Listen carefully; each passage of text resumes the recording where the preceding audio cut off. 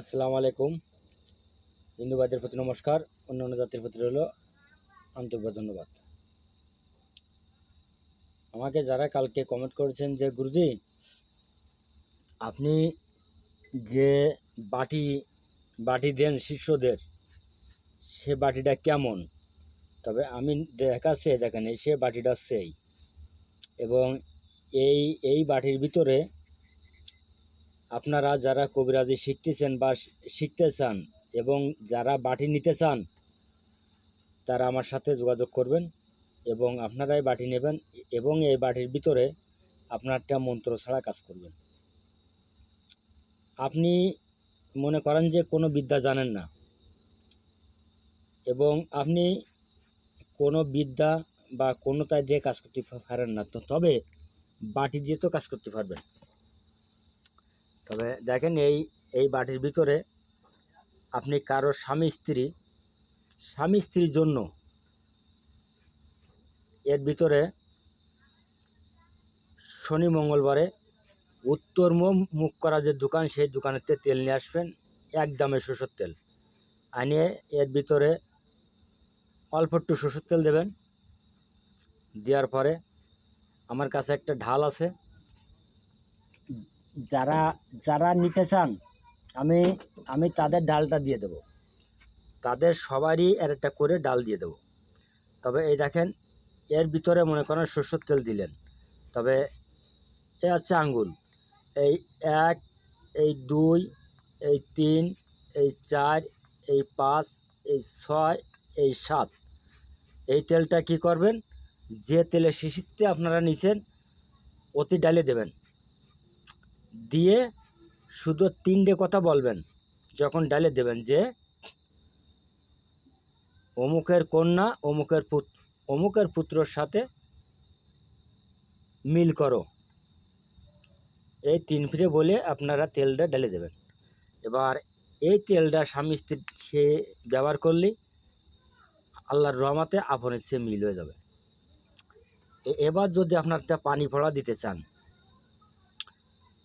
তাহলে আগে তেলটা মুছে নেবেন সুন্দর একটা ন্যাকড়া দিয়ে, যেমন আমি মুছে নিই, আমার কাছে ন্যাকড়া আছে, আমি সেই ন্যাকড়া দিয়ে মুছে নিই। এবং এই যে আমি এই ন্যাকড়াটা দিয়ে আমি তেলটা সুন্দর করে আমি মুছে নিলাম। এইবার কি জল দেবেন এর ভিতরে গোলাপ জল দেবেন, এই যে এরকম ধরে এই গোলাপ জল দিলেন, বাটিটার আধা বাটি গোলাপ জল দিলেন, এই যে এরম এতটুকানি গোলাপ জল দিলেন। দেওয়ার পরে আপনারা মুটকিটা আটে তোলেন, ধুয়ে এই লাঠিটা দিয়ে এরম একটা চিহ্ন করে নেবেন, 1, 2, 3, 4, 5, 6, 7।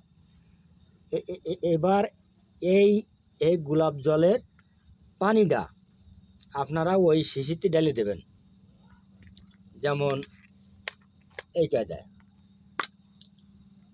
এই যে যেমন আমি ঢেলে দিচ্ছি এই কায়দায়,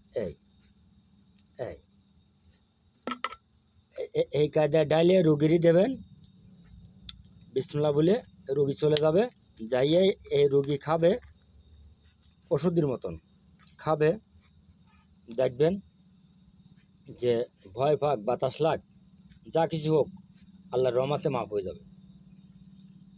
তবে যারা বাটি নিতে ইচ্ছুক তারটা গুরুর হাতের ইজাজত নিয়ে বাটি নিয়ে যাবেন, আপনারটা বাটিতে কাজ করতে পারবেন, তাতে কোনো সন্দেহ নাই।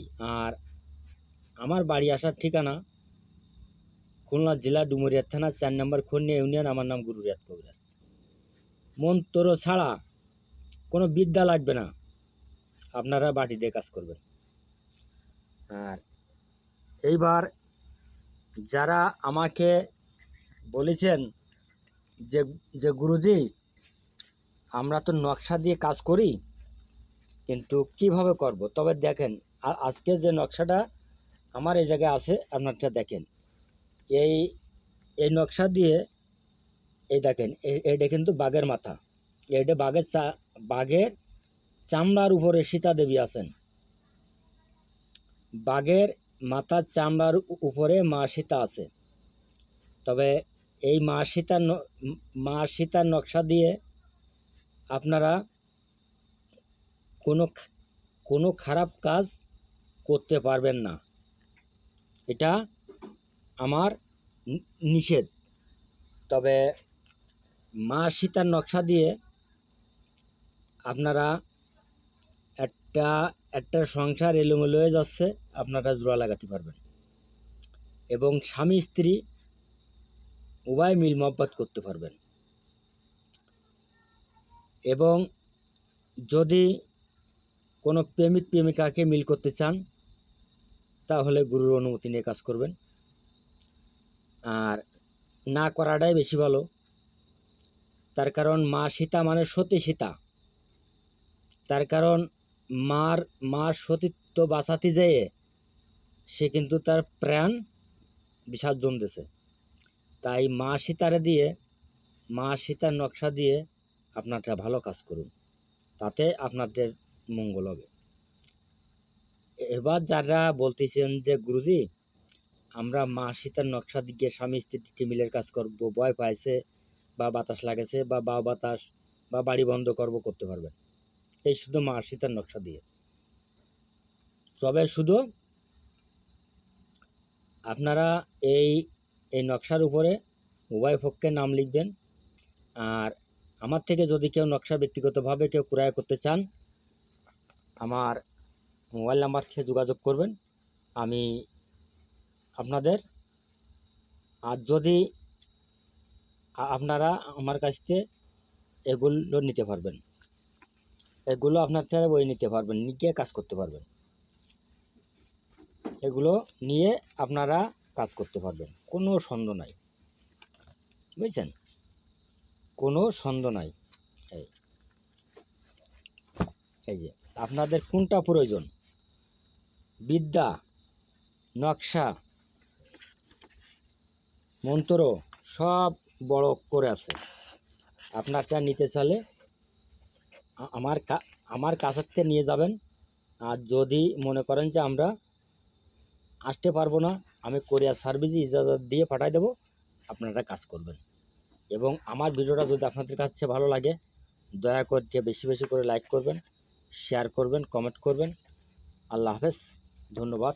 সকলেই ভালো থাকেন। তবে সীতা দেবীর মা সীতার নকশাটা আপনারা স্ক্রিনশট দিয়ে নেন। আপনাদের যদি আপনারা স্ক্রিনশট দিয়ে যারা হিন্দু ভাইরা আছে স্ক্রিনশট দিকে লেবেটিং করে যদি মা সীতার নকশাটা গড়েও রাখেন তাও আপনাদের মঙ্গল। আর যারা বশীকরণে কাজ করতে চান মা সীতা দেবীর দিয়ে আমার কাছে অনুমতি নিয়ে কাজ করবেন, আপনারা কাজে সফল পাবেন। আল্লাহ হাফেজ, ধন্যবাদ।